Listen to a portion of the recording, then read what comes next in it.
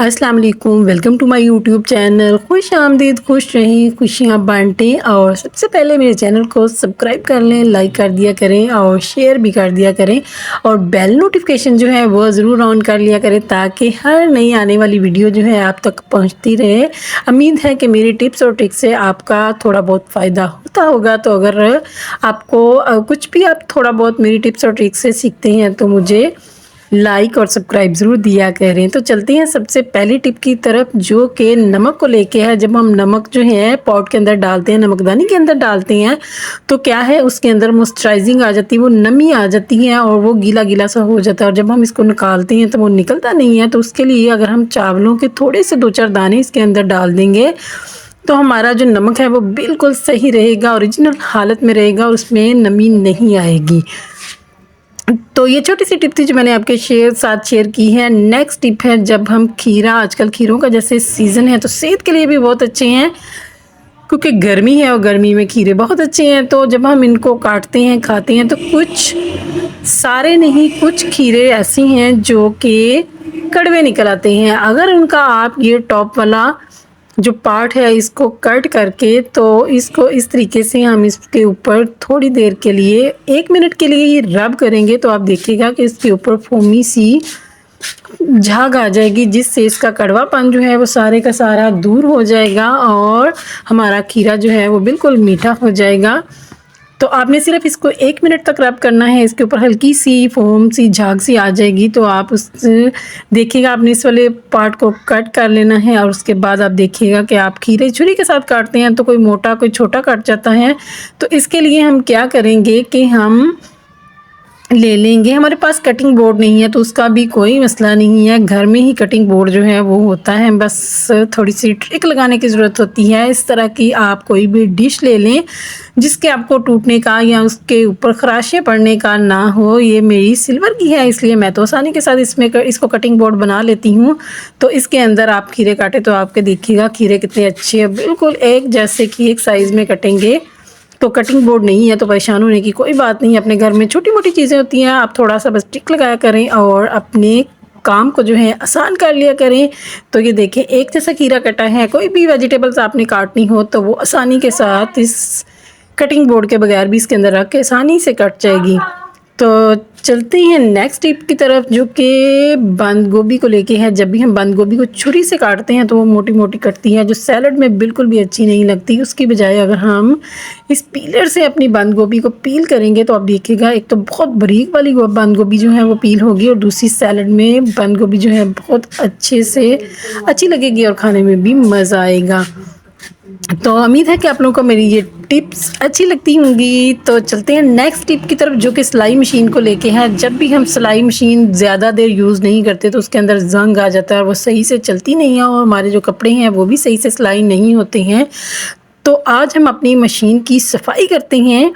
तो आप देखिएगा कि मशीन जो है कितनी अच्छे से अपना वर्क करेगी। इसके लिए आपने क्या करना है, आपके घर में कोई भी टूथपेस्ट है, अगर कोलगेट नहीं है तो भी कोई मसला नहीं है, कोई भी टूथपेस्ट जो है आप यूज़ कर सकते हैं। अगर आपकी टूथपेस्ट ख़त्म हो गई है, थोड़ी बहुत है, तो आप उनको इस तरीके से यूज़ करें। आपने इसको फोल्ड करके इस तरीके से, आप देखिए कितनी सारी ट्यूब जो है इसके अंदर से निकल आई है।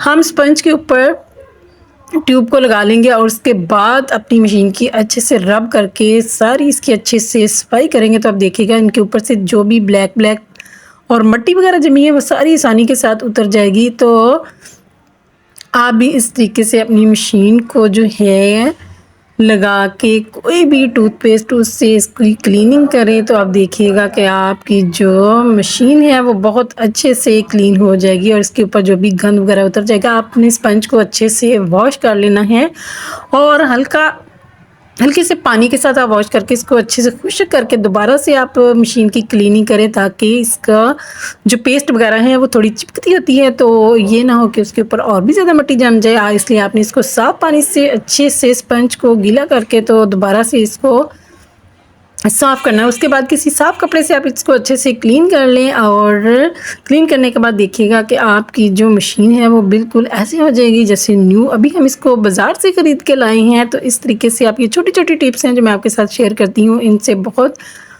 फ़ायदा होता है तो मेरा फ़ायदा होता है तो मैं सोचती हूँ क्यों ना आपका भी फ़ायदा हो। उसके बाद हम ले लेंगे विक्स और विक्स को हम हाथ की मदद से या किसी भी चीज़ पे लगा के आप अपनी जो मशीन है जहाँ-जहाँ पे आपने कोलगेट वग़ैरह यूज़ की थी या ट्यूब यूज़ की थी उसके ऊपर उसको स्प्रे करने के बाद आपने इस तरीके से विक्स को लगा देना है, तो आपकी जो मशीन है उसको कभी ज़ंग नहीं लगेगा और आपकी मशीन हमेशा से बिल्कुल न्यू हो जाएगी और बहुत अच्छे से वर्क करेगी। उसके बाद इसके अंदर जो है गंद वगैरह जमा हो जाता है और अंदर भी ज़ंग जो है वो लग चुका था, तो इस तरीके से हम अपने इस ज़ंग को भी अच्छे से साफ़ कर लेंगे।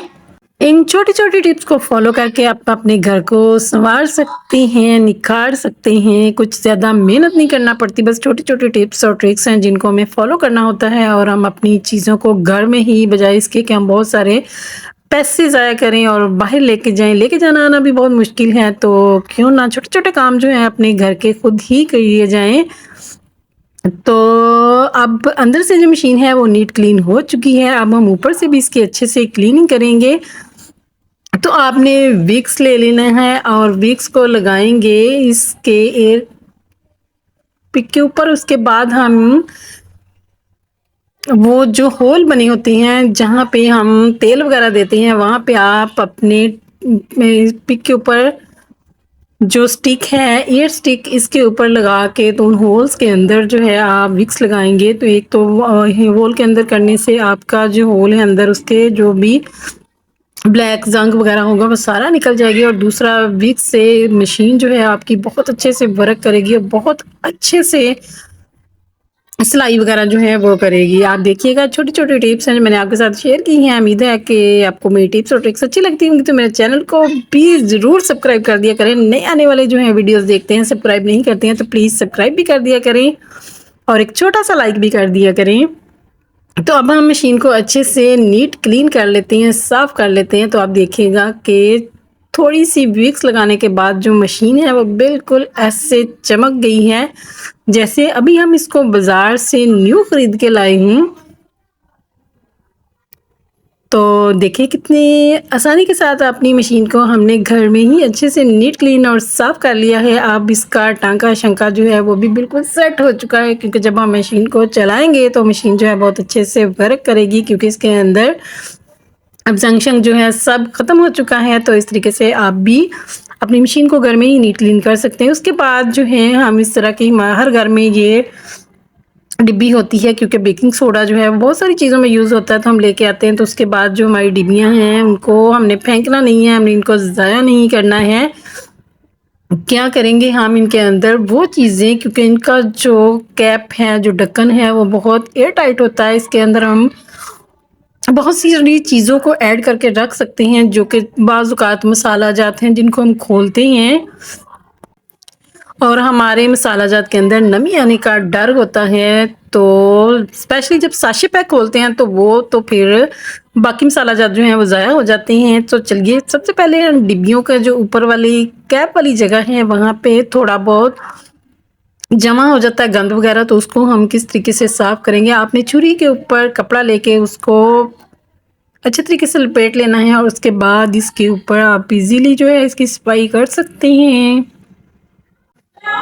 और साफ़ करने के बाद आप इसमें अपने मसाला जात कोई भी चाट मसाला कोई भी आपने साशे खोला है तो आपने इसको ज़ाया नहीं करना है। आप उसके ऊपर जितना भी जो भी इसको बंद करके रखें, लेकिन वो फिर भी उसके अंदर नमी आ जाती है। तो अगर आप इस तरीके से इन डिब्बियों के अंदर मसाला जात को डाल के रखेंगे तो उनमें नमी नहीं आएगी और वो बिल्कुल सही रहेंगे, क्योंकि इनकी जो कैप है वो एयर टाइट होती हैं, इसलिए इनमें नमी बिल्कुल भी नहीं आती है।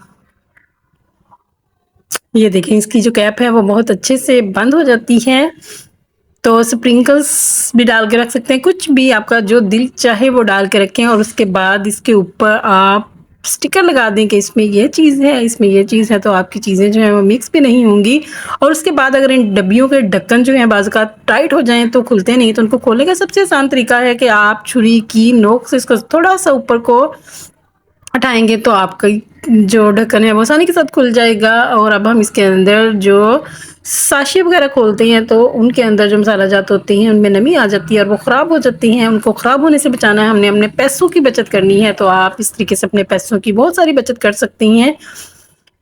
उम्मीद है कि मेरी टिप्स और ट्रिक्स से आपकी बहुत सारी बचत हो जाएगी अगर आप इन टिप्स और ट्रिक्स को फॉलो करेंगे तो दुआओं में याद रखिएगा। मेरी तरफ से अल्लाह हाफ़िज़।